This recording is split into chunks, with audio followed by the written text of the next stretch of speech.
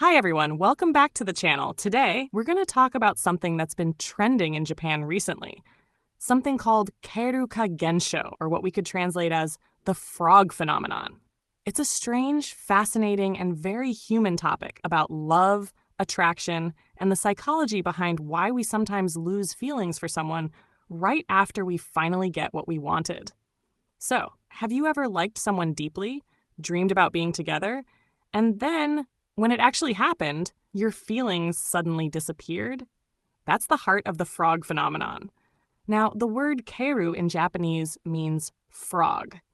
And this term actually comes from the fairy tale The Frog Prince, where a princess kisses a frog and it turns into a handsome prince. Originally, the term referred to the opposite of how it's used today. It meant that someone you didn't care about suddenly became attractive, like the frog turning into a prince. But over time, especially among young people in Japan, the meaning completely flipped. Today, Keiruka Gensho means this. You like someone, you chase them, you finally get close to them, they like you back.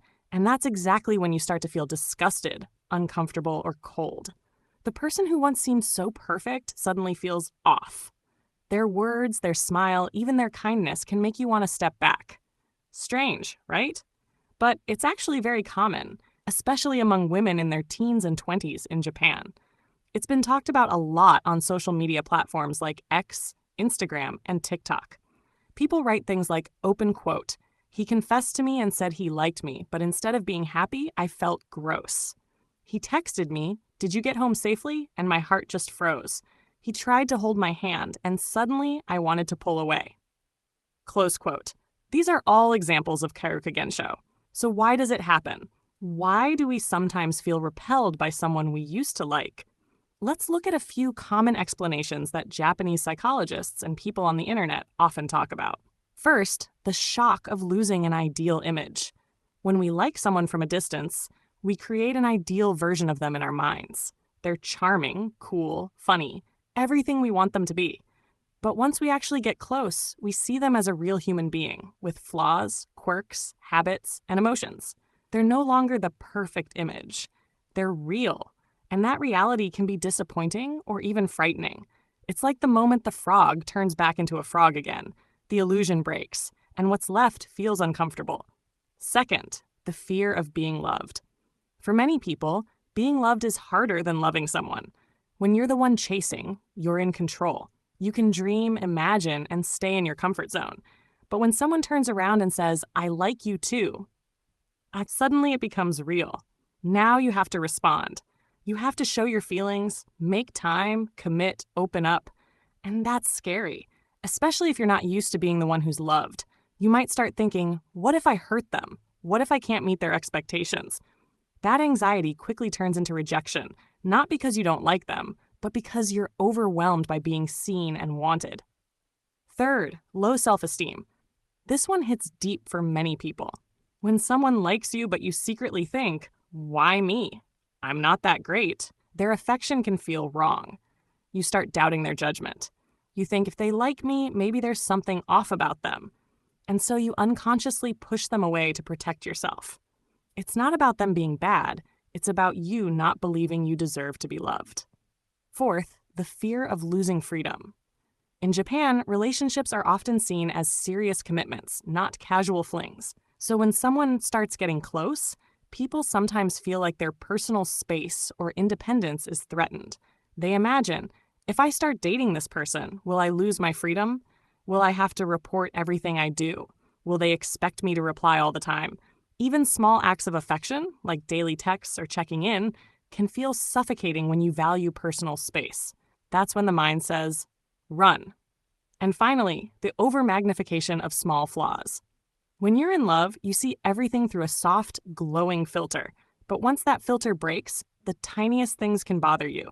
The way they laugh, how they chew, the emojis they use, the tone of their voice. Things that were once cute now feel irritating. And because you can't explain why it bothers you, you feel guilty and confused. That confusion itself adds to the discomfort, and you end up avoiding the person altogether. Now, is Keiruka Gensho a bad thing? Not necessarily. It's not a disease, and it doesn't mean you're broken. It's just your mind reacting to emotional overload, to fear, pressure, or self-protection. It's like your heart putting up a do not enter sign because it feels unsafe. So what should you do if you experience it?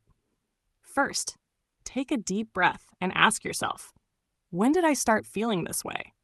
What exactly triggered it? Was it something they did or something I imagined? Sometimes you'll realize that what you're reacting to isn't the person. It's your own fear of intimacy or your anxiety about being vulnerable. Other times, you might see that your partner's behavior really is the problem. They're pushy, inconsiderate, or just not compatible. In that case, it's not Keruka Gensho. It's just your intuition telling you this isn't right. That distinction is important because not every feeling of ick or coldness is a psychological defense. Sometimes it's simply self-respect. But if you find that this happens again and again, every time someone likes you back, every time a relationship starts to get real, it might help to explore that pattern more deeply. Why is it that being loved feels uncomfortable? Why does real connection scare you? Sometimes the answer is buried in childhood experiences, family expectations, or past relationships that made love feel unsafe.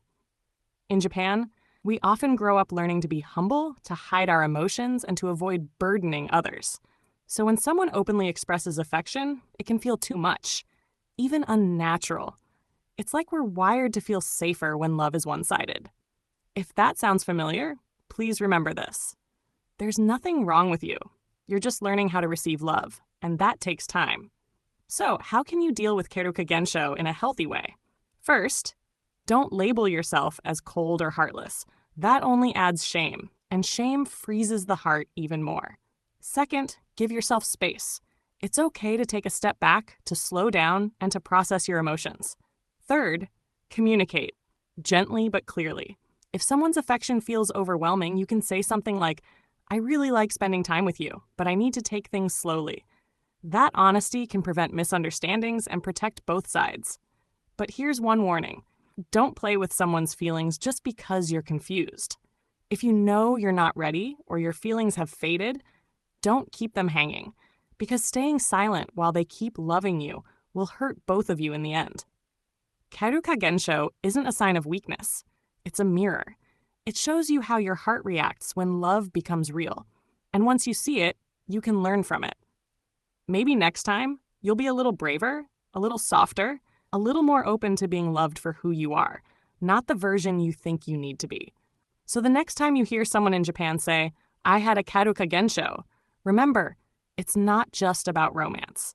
It's about the human struggle between fantasy and reality, control and vulnerability, safety and connection. And honestly, it's something we all experience, no matter where we come from. Thank you so much for listening. If you enjoyed today's topic and want to learn more about Japanese psychology, language, and culture, don't forget to like this video and subscribe for more deep, reflective talks like this. See you next time. And remember, love is not about perfection. It's about learning to stay, even when it feels real.